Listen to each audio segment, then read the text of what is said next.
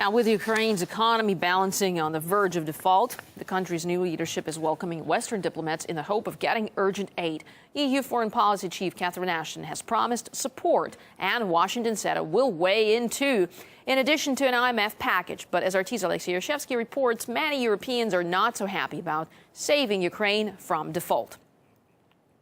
EU member state Greece. We don't have any jobs, and at the same time, we have debts to pay. They should support us now that we're in great need. EU member state Spain. I'm unemployed, I have 2 children. We don't get any government help, and it's hard to survive each month. If we don't have money for us, how can we give it to Ukraine? And revolting Ukraine, a country without even an association deal with the EU. We've all seen what happened in Ukraine, so I hope they will help us. I can see no alternative sources of financial aid for Ukraine other than Europe. The EU is playing with carrots and sticks.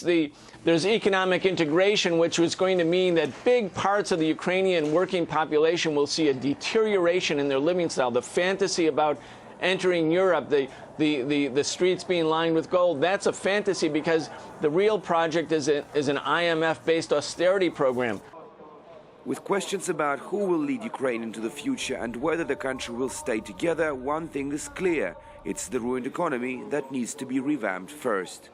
Even before the Euromaidan protests kicked off, there was a talk of a possible default in Ukraine. In November, its external debt reached 160 billion euro. It was one of the main reasons why Kyiv refused to sign the trade pact with the EU, fearing it could aggravate the situation even more. In November last year, Europe offered only several hundred million euro to Ukraine, but with the opposition now taking the reins, the EU is ready to give a whole lot more. A luxury many EU members, such as Greece and Spain, can now hardly afford.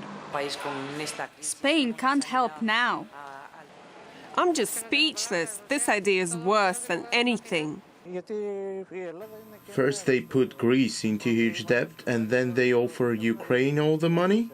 Alexey, RT, reporting from Kiev in Ukraine.